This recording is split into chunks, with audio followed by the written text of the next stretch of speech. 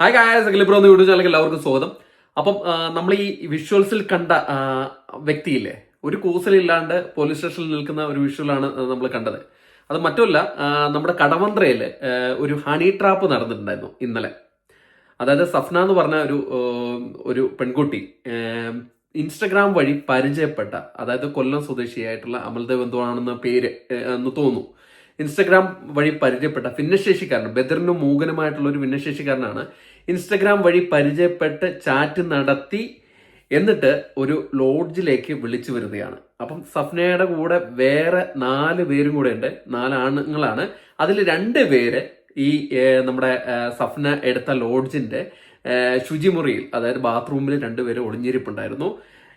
ഈ വ്യക്തി, അതായത് കൊല്ലം സ്വദേശിയായ സഫ്നയുടെ കാമുകൻ എന്നറിയപ്പെടുന്ന വ്യക്തി ലോഡ്ജിൽ കടന്ന ഉടനെ ഇവര് പുറത്തേക്ക് വരികയും ബാത്റൂമിൽ നിന്ന് പുറത്തേക്ക് വരികയും എന്നിട്ട് ഭീഷണിപ്പെടുത്തുകയാണ് ചെയ്തത്. ഭീഷണി എന്ന് പറഞ്ഞാൽ ലൈംഗിക ബന്ധത്തിന് സമ്മതിക്കണം, അതായത് ഈ സഫ്നയുമായിട്ടുള്ള ലൈംഗിക ബന്ധത്തിന് സമ്മതിക്കണം, ഇല്ലെങ്കിൽ നിന്നെ വച്ചേക്കില്ല എന്നൊക്കെ പറഞ്ഞിട്ടുള്ള ഭീഷണിയും അതിനെ തുടർന്നിട്ടുള്ള മർദ്ദനമൊക്കെ ഉണ്ടായെന്നാണ് പറയുന്നത്. മാരക ആയുധമൊക്കെ ഉൾപ്പെട്ടുള്ള ഒരു മർദ്ദനമായിരുന്നു എന്നാണ് പറയുന്നത്. അങ്ങനെയൊന്നുമില്ല, കയ്യിലൊരു ടോർച്ച് ഉണ്ടായിരുന്നു, ആ ടോർച്ച് വെച്ച് മർദ്ദിച്ചു എന്നാണ് ഈ യുവാവ് പറയുന്നത്. അപ്പം യുവതിക്ക് ഇപ്പോൾ ഞാൻ പെട്ടെന്ന് ശ്രദ്ധിക്കാൻ ഉണ്ടായ കാര്യം എന്ന് പറഞ്ഞു കഴിഞ്ഞാൽ, ഈ പോലീസ് സ്റ്റേഷനിൽ വന്നിട്ട് യുവതിക്ക് യാതൊരു കൂസലുമില്ല, വളരെ കൂളായിട്ട് ചില്ലായിട്ട്. ഇപ്പോഴത്തെ എനിക്ക് തോന്നുന്നു ജെൻസി പിള്ളേരുടെ ഇടയിൽ ഇതൊക്കെ സ്വാഭാവികമാണ്. കേരളത്തിൽ ഇങ്ങനത്തെ ഉള്ള ന്യൂസ് ഒന്നും കേട്ടിട്ടില്ല. ലൈംഗിക ബന്ധത്തിന് സമ്മതിക്കാത്തതുകൊണ്ട് ഒരു യുവാവിനെ ആക്രമിച്ചു എന്നുള്ള ന്യൂസൊക്കെ കേരളത്തിൽ വളരെ കുറവാണ്. പക്ഷെ ഇപ്പോഴാണ് ആദ്യമായിട്ട് കേൾക്കുന്നത് കേട്ടോ. സാധാരണ ഈ നോർത്ത് സൈഡിലും യൂറോപ്പ് സൈഡിലൊക്കെയാണ് ഉണ്ടാവുന്നത്. പക്ഷെ ഇത് ഒരു ഒരു ഹണി ട്രാപ്പാണ്. ഈ യുവാവിന്റെ നഗ്ന ദൃശ്യങ്ങളൊക്കെ എടുത്തു എന്നാണ് പറയുന്നത്. അതായത് പേടിപ്പിച്ചും കീഴ്പ്പെടുത്തിയൊക്കെ എടുത്തു എന്നൊക്കെയാണ് പറയുന്നത്. എന്തായാലും അത് കേസായിട്ടുണ്ട്. യുവാവ് ബദറിനും മുഖനുമായിട്ടുള്ള ആ യുവാവ് വേറെ ഒരു ട്രാൻസ്ലേറ്റർ വഴിയാണ് ഈ കേസ് കൊടുത്തിരിക്കുന്നത്. കേസ് നടന്നു, ഇവരെ പിടിച്ചു.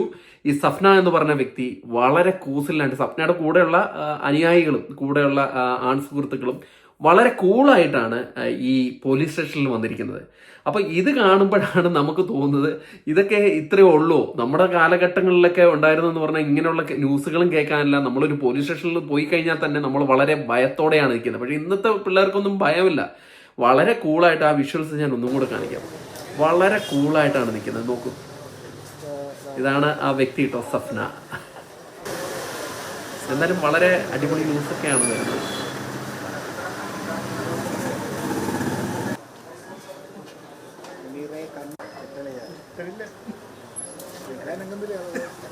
കണ്ടോ, എന്ത് കൂളായിട്ടാണ് നിൽക്കുന്നല്ലേ. അവർക്ക് ഒരു കുഴപ്പമില്ല.